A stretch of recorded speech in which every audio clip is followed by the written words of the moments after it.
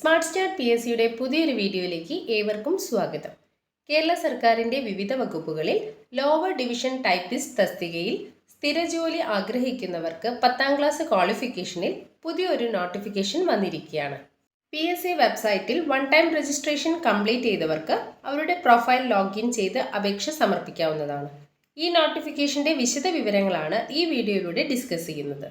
30/7/2026 gazette തീയതി പ്രകാരം വന്ന നോട്ടിഫിക്കേഷൻ്റെ കാറ്റഗറി നമ്പർ 095/2026.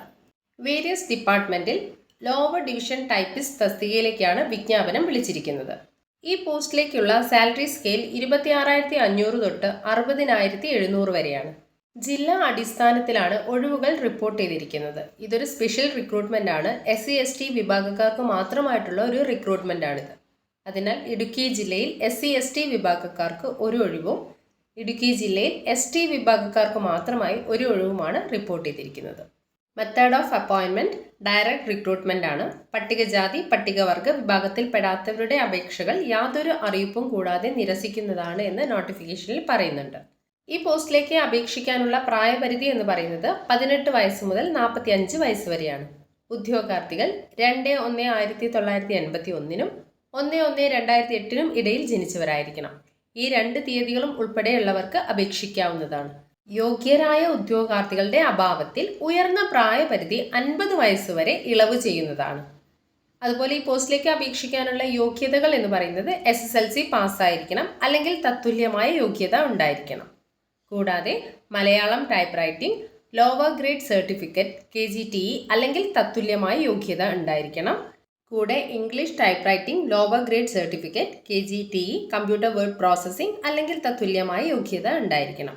2002 ജനുവരിക്ക് മുമ്പ് KGTE ടൈപ്പ് റൈറ്റിംഗ് പാസ്സായവർക്ക് അപേക്ഷിക്കുന്ന സമയത്ത് കമ്പ്യൂട്ടർ വേർഡ് പ്രോസസ്സിംഗിൽ പ്രത്യേക സർട്ടിഫിക്കറ്റും ഉണ്ടായിരിക്കണം.